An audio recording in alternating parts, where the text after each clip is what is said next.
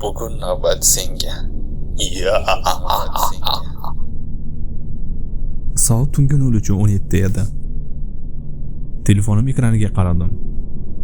Batareya 12% edi. Uy jim, juda jim.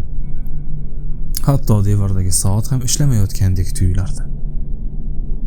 Men yolg'iz yashayman, buni aniq bilaman.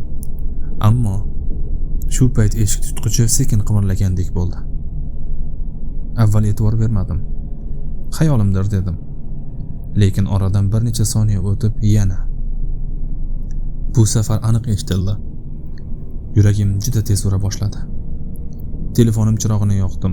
Yorug'lik qorong'ulikni kesib o'tgandek bo'ldi. Eshik tomonga yaqinlashdim. "Kim bor?" dedim ovozim titrab. Javob yo'q. Sekin eshikni ochdim. Koridor bo'sh, hech kim yo'q. Lekin oyna oldida kimdir turgandek tuyuldi. Qarashim bilan u yo'q bo'ldi. Telefonim vibratsiya qildi. Xabar keldi.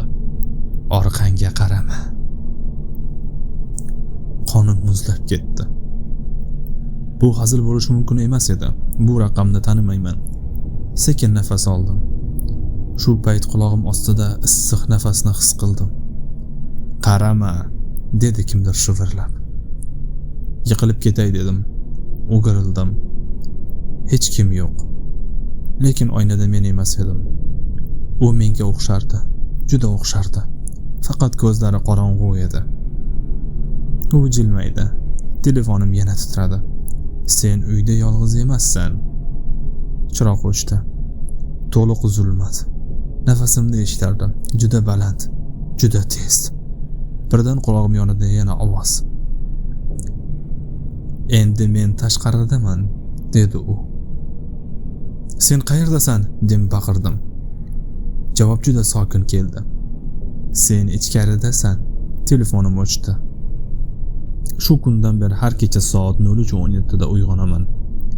Telefonimda har safar bitta xabar bo'ladi. Bugun navbat senga.